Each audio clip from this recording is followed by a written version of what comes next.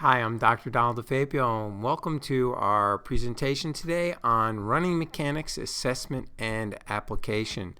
The course today is really designed for chiropractic sports doctors, therapists, trainers, running coaches, people who work with runners both in improving their performance as well as in treating them when they get banged up or in performance enhancement. So that's our target audience out there. And of course, if you're a runner, you're allowed to watch too. So hopefully you'll enjoy it. But it is designed for people with some knowledge of anatomy and who are going to be treating athletes in a concept that I've come up with that just makes a lot of sense to me. And it's real simple. It's running mechanics versus running technique. And this is the first of a two-part video series. These are my NADA seminars, by the way. They're no cost. There's no CEUs, and there's nothing but information. So these are my NADA seminars. Who am I? I'm Dr. DeFabio. I'm a chiropractic doctor in Berkeley Heights, New Jersey. I'm board certified in chiropractic orthopedics, chiropractic sports injury management, as well as in chiropractic physical rehabilitation. Been in practice for 35 years, and I'm currently the Chief of Chiropractic Services at DeFabio Spine and Sports Rehab in Berkeley Heights. And it's not what we treat, it's how we treat. No drugs, no surgery, everything we can to get you back in the game as soon as possible. And we do treat a lot of athletes and runners. So a little bit about me. First part of the course is going to be about running mechanics versus running technique. How do we develop that concept? And then the second part of the course, part 2, is going to be on assessment of the athlete and developing a corrective exercise paradigm of exercises and tools you need to do to get people back on track or keep them going. So, running mechanics, assessment, and application is the big name, but what's the real name of the course? The real name of the course is Run Better, Run More, because it is that simple. If we can teach you to run better, mechanically more efficiently, you'll be able to run more without getting banged up or put in that extra workout or put in that little extra mileage, which means your performance is going to improve. Whether you're a recreational or a high-level athlete, it's going to apply. I don't have any disclosures.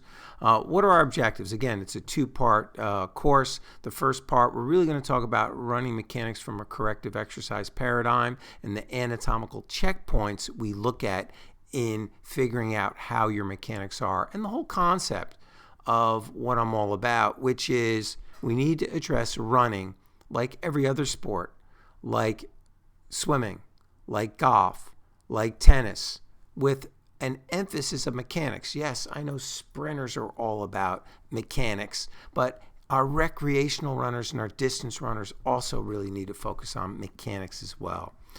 Part 2 is really where we're going to break out the hands-on, where we talk about the overhead squat assessment, which is a well-referenced clinical tool to develop individual exercise protocols.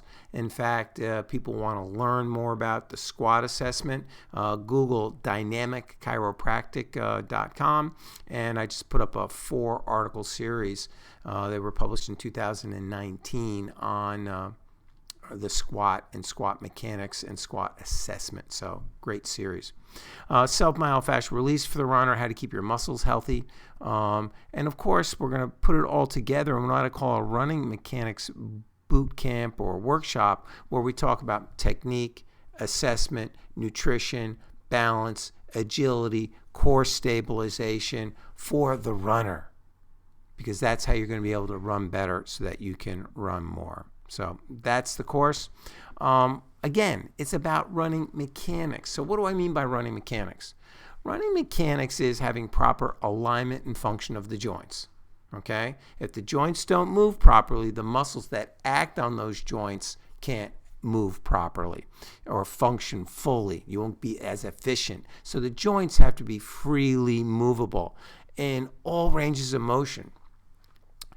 You also need to have proper muscle balance. Now, for our therapists out there and our doctors, that's called length-tension relationships. You need to have appropriate length-tension relationships to make sure that you are efficient when you're moving. So first, the joints all have to be properly and freely movable.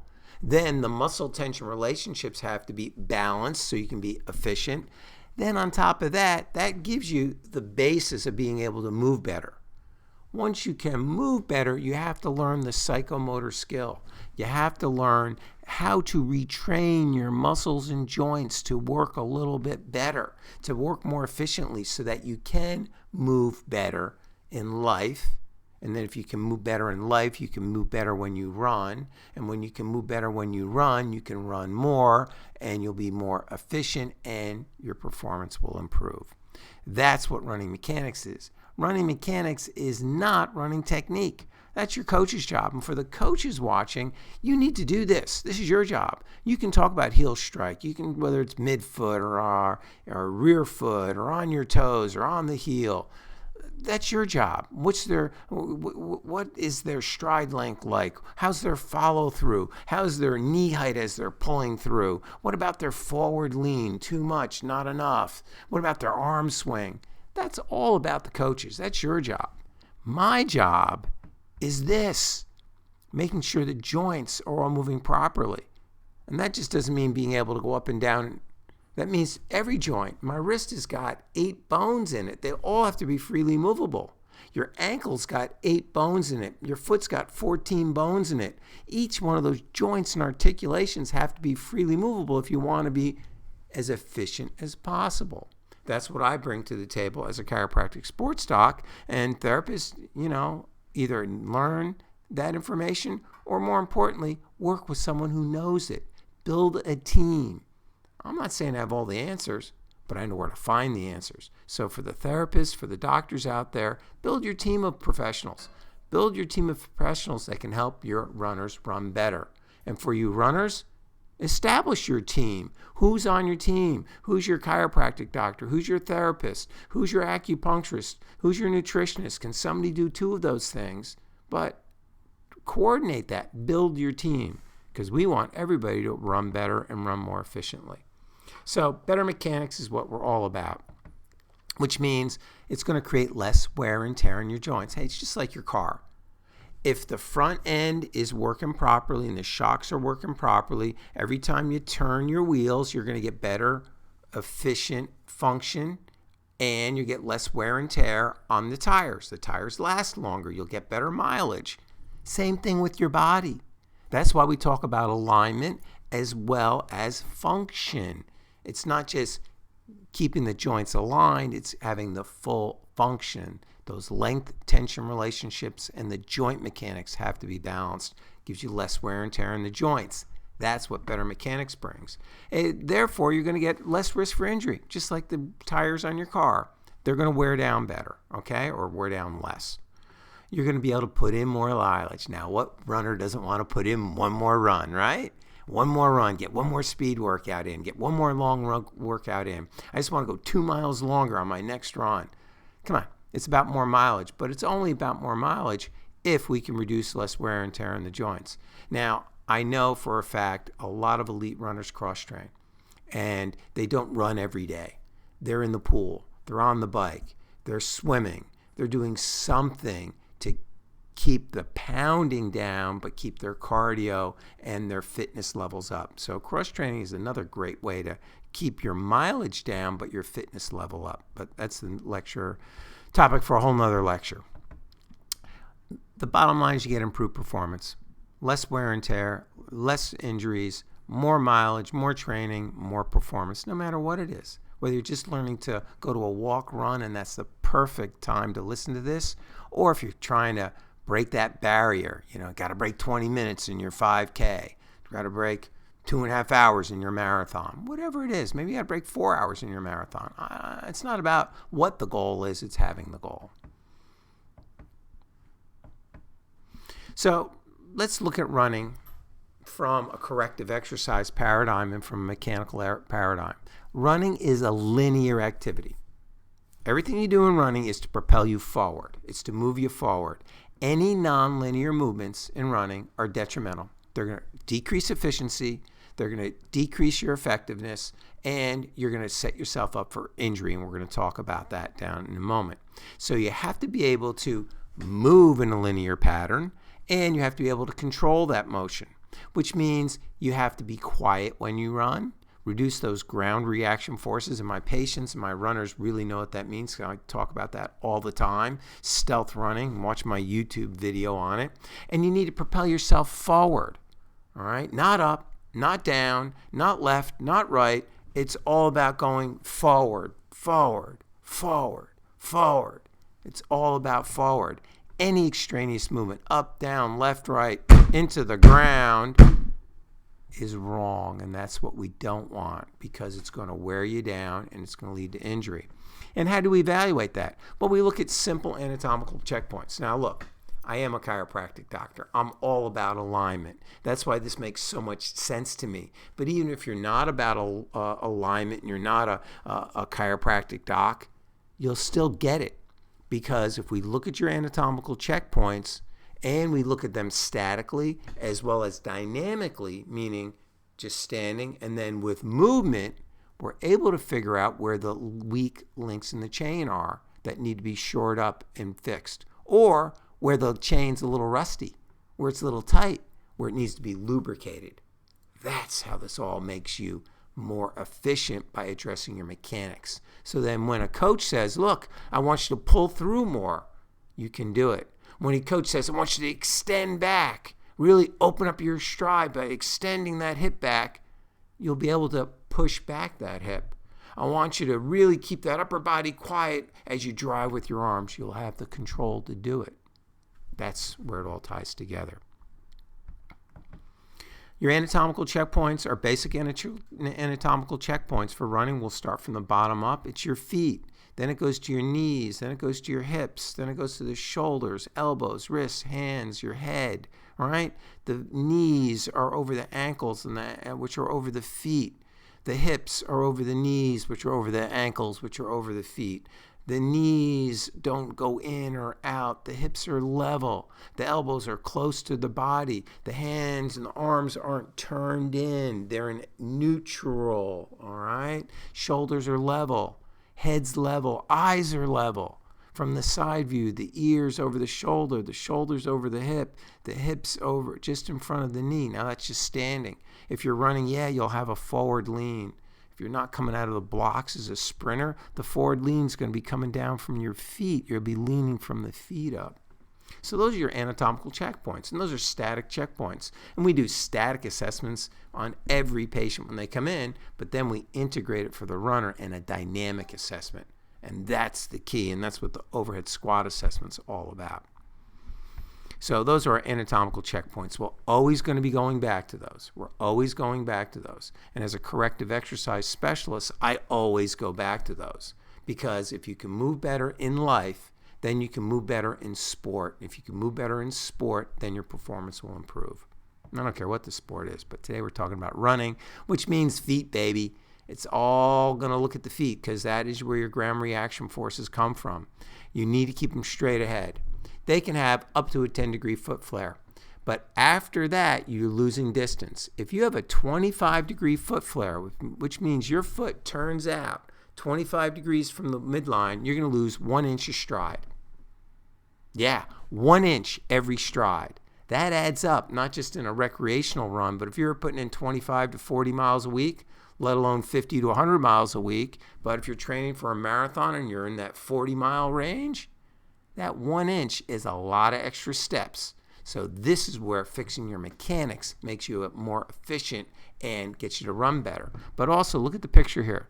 When your foot turns out, the arch is going to have a tendency to roll in, and pronate, we call it. When the foot turns out and the arch rolls in, the knee's going to have a tendency to roll in, which means the pelvis is going to become unlevel, which means the spine's going to get torqued. You see how it all ties together? Now, we call this the kinetic chain. And my job, and your job if you're a therapist out there or a doctor, is to address the whole kinetic chain. They may have patellofemoral syndrome, which is knee pain, common in runners. But if you're just looking at your knee, it's a disservice. You got to fix that whole kinetic chain. You got to look at the knee, the foot, the hip, and the spine. Maybe even have to look at the neck, all right, because the fascial planes go up that far. Another topic, we'll be doing a whole series on running, but this is all about the concept of run better, run more. So we have to look at those feet.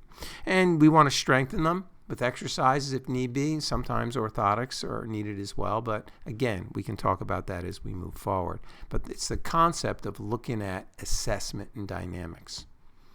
Knees. As we move up the kinetic chain, we start with the feet, ankles. Now we go to the knees. You know, they have to be over the feet, all right? They got to be directly over the feet. They got to be pointing straight ahead. Your kneecaps got to be pointing straight ahead. If your kneecaps are turned in, turned out, they're not going to be working properly. They're going to create more friction, more wear and tear, which is going to give you more degenerative change over time. We know that knee DJD arthritis is increased, accelerated by poor mechanics. It's well established in the literature. So what do we need to look at? Keep it simple right now. Valgus deformity, where you have knock-kneed. First thing you got to think about is weakness in the glute medius, which is your butt, and your VMO, which is the inside of your thigh, or quad, okay? Those are the first two things you have to think about. Could be a foot problem, of course, but the glute med and the VMO are what we think about are weak. Then you have bow-legged, varus knees, okay? Here's a little different. We could have some weakness in the adductors, but we think about tightness in the TFL and the lateral hamstring, biceps femoris. We think about tightness in the lateral gastroc, all right? Could there be weakness on the inside? Sure, there could, but we think about more about a tightness situation there.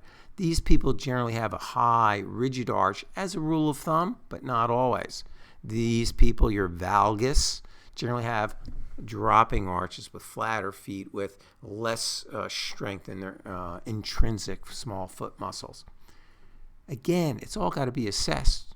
There are no generalizations, but there are patterns. So we'll talk about that when we get into part 2, the correction and the assessment. But the bottom line is the whole kinetic chain needs to be addressed. By addressing the whole kinetic chain, we can fix the length-tension relationships. We can loosen joints that are too tight. We can stabilize areas that are too weak. Makes sense to me. So moving up the chain, now we're at the hips and pelvis. What we often see is this to the right here, where the hips and pelvis rock back and forth, rock back and forth.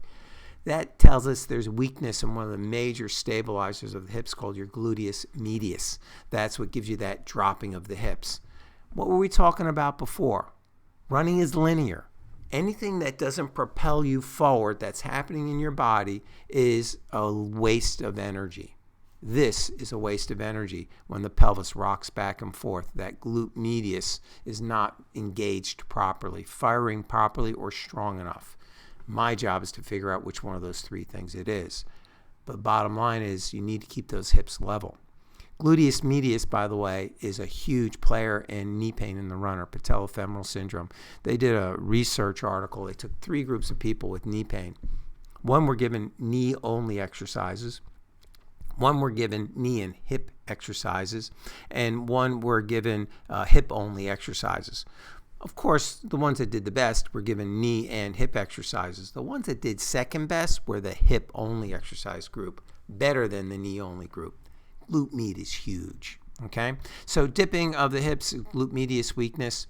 If you have a twisting or rotating in an uneven pattern, yeah, your hips have to rotate when you run, but if they're, I call it throwing, or if they're rotating in an uneven manner, guess what? That's your chiropractic doctor's job, all right? We work on realigning and mobilizing and adjusting the hips all day long. I know there's therapists out there that are very good at it. They're also very good at giving exercise prescriptions. If I'm going to get a shoulder operation, I want to go to a guy that does shoulders all day long. I don't want a guy that does 2 shoulders a week and 2 knees a week and maybe 3 wrists. I want to go to the shoulder guy to shoulders all the time. If you need to get your mechanics addressed and you need an adjustment, if your joints aren't moving properly, see a chiropractic doctor. This is what we do all day long. So SI or pelvic pathomechanics, if it's there, get an adjustment, get it figured out, then your corrective exercises will work. Look, muscles move bones. If the joints that muscles attach to aren't freely movable, you're not going to get full motion out of those muscles. You can work on it all day long, and eventually the joints will loosen up. But the bottom line is that the joint is what we call pathomechanical, not moving properly. If it's tight, it needs to get a chiropractic adjustment. If it's moving too much, it needs stability. That's a whole other animal. That needs stabilization. Could it be done with exercises? Could it be done with therapeutic injections? Could it be done with bracing, splinting? Okay, I don't know. But the bottom line is we need to figure out where that imbalance is. Let's move up the chain. Now we're at the core. Core is huge, and it's frequently overlooked in runners. The core is the junction box between the arms and the legs. That's where your efficient energy transfer is going to go.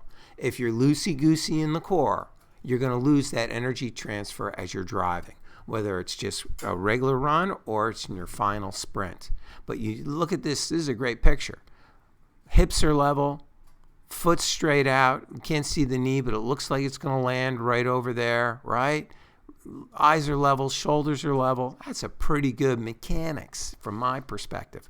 What's her technique? I got no clue, but her mechanics look awful good to me, all right? But an efficient core is great to provide motion and stability for energy. It also is the foundation for your upper back and your shoulders, for your arm swing. If this is all loosey-goose, if it's weak, you're not going to have a stable foundation for the upper back. So it's your power transfer area. It enables you to keep that upper back, your cervical, thoracic area quiet, and it improves your breathing and arm swing. Simply because your diaphragm is a core stabilizer, a major core stabilizer, and it's directly related to breathing.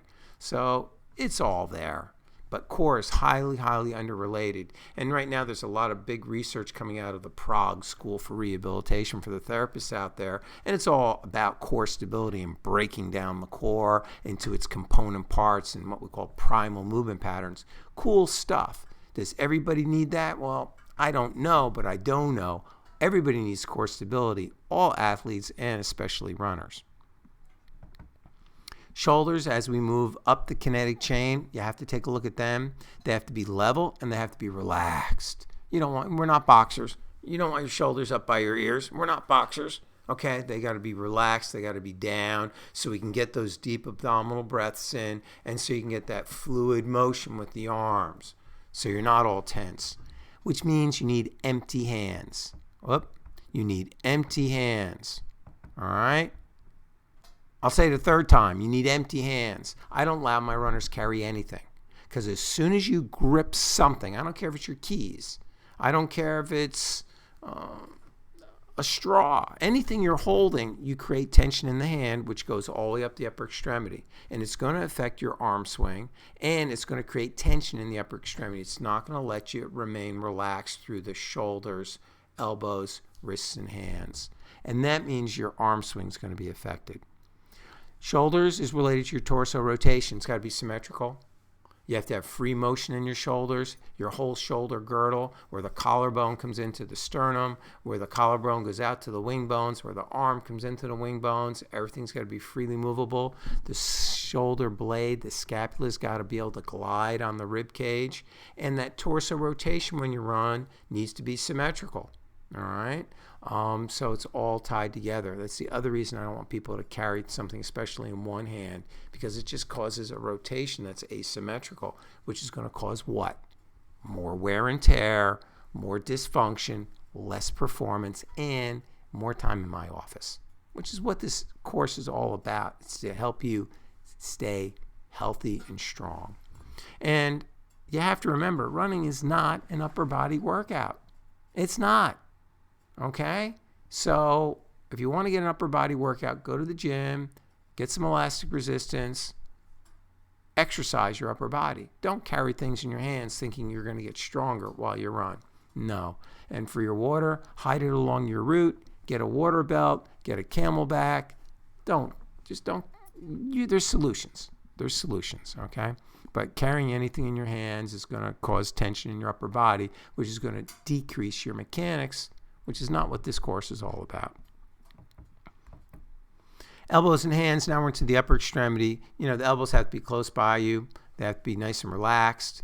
They have to be an even forward swing, all right? You don't want one flaring out, all right? Because if one's flaring out, something in that kinetic chain's wrong. That length-tension relationships are off. Something's not moving right, okay?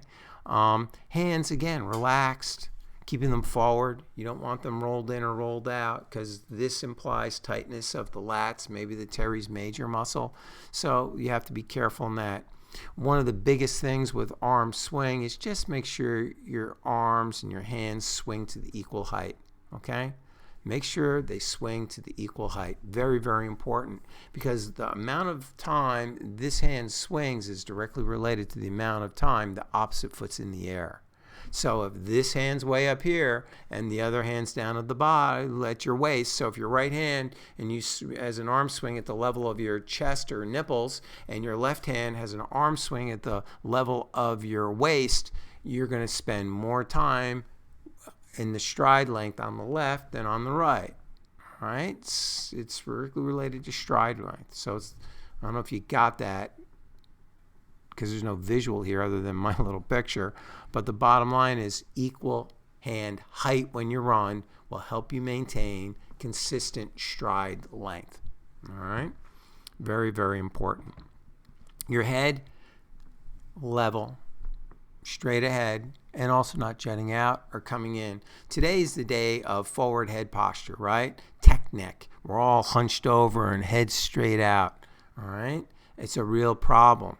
Don't let tech neck impact your running. You want to be tall, you want the chin in, and you want the neck relaxed, okay?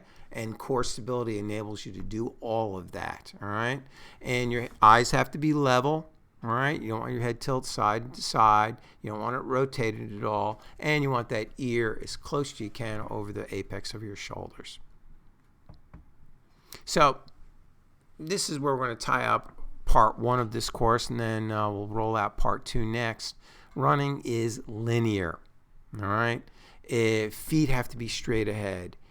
Knees over your feet, also straight. Hips are level, and the hips, knee, foot line is all straight with a relaxed rotation and symmetrical rotation through the pelvis. One side's not rotating more than the other. Midsection's got to be quiet. You don't want to be anything moving around, sloshing left to right in your midsection. Nice and quiet, and going up into the shoulder blades, into the cervical thoracic junction, the neck shoulder region. You want that stable as well, which creates torso rotation in the coronal plane, meaning you're rotating around your spine, which is okay, because that's going to bring you forward as opposed to your whole body rotating. No, your upper body, your arms are rotating around your spine, not your whole body rotating around the ground. Different concept, okay? Elbows nice and relaxed, tight with a forward arm swing. Hands are relaxed, open, nothing in them, and swinging forward. All right? With an even height with your hands. That's what running mechanics is all about. That's what we want to train our runners to do. That's what we want to train everybody to do in life. And how do we do that? Well, we do that by using an overhead squat assessment tool.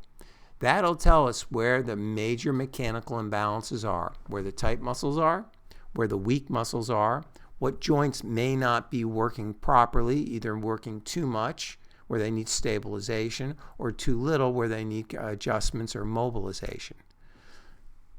Then we can put together a program for that specific runner on how to fix those faults.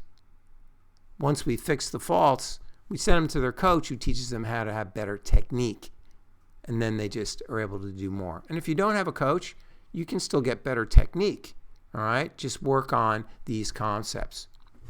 And I teach this in what we call a running mechanics boot camp. So for the clinicians out there, the exercise therapists, trainers, PTs, if you want to do an outreach tool, we're going to be talking about that at the end of the next session, Module 2. and how to do a running mechanics boot camp in your community as an outreach tool to share this information. So I think that's going to be what we want to look at for today. Mostly we want to remember in the correction phase, it's about correcting joint imbalances. We talked about fixing the pathomechanics. You need to isolate those imbalanced muscles. The ones that are tight get lengthened. The ones that are weak get strengthened. Then you need to retrain them. You have to create that psychomotor skill where the body can find them. All right? And then you add core stability. That's how you correct these things. Then, as an added bonus so that you can run more, we'll talk about balance and agility because they're a part of running efficiency, nutrition, and dynamic warm-up. And that's what we talk about in the Running Mechanic Boot Camp. These are the 7 parts of it, so it's 7 segments. I'll usually do it over a 7-week period of time where I talk about one segment, and then we learn it, and then we'll go for a small group run. Then we do one segment, we learn it, then we do a small group run. That's usually how I do it. Or it can be done in 2-hour blocks, which is very intense. So that's the Running Mechanics Boot Camp, which will be part of the next show. All right, so thank you very much. I want to thank you for tuning in for today. Just to finish up, here's my contact information and additional information. But the bottom line is stay tuned for part 2. We'll learn about how to do the overhead squat assessment and how to pick out those imbalances and how to tie it all together so you can run better and run more. I'm Dr. DeFabio. Thanks for tuning in. We'll see you on Module 2. Please like and share, and if you enjoy my NADA seminars, let me know what you want to learn because it's no cost, no CEUs, and nothing but information. Have a great day.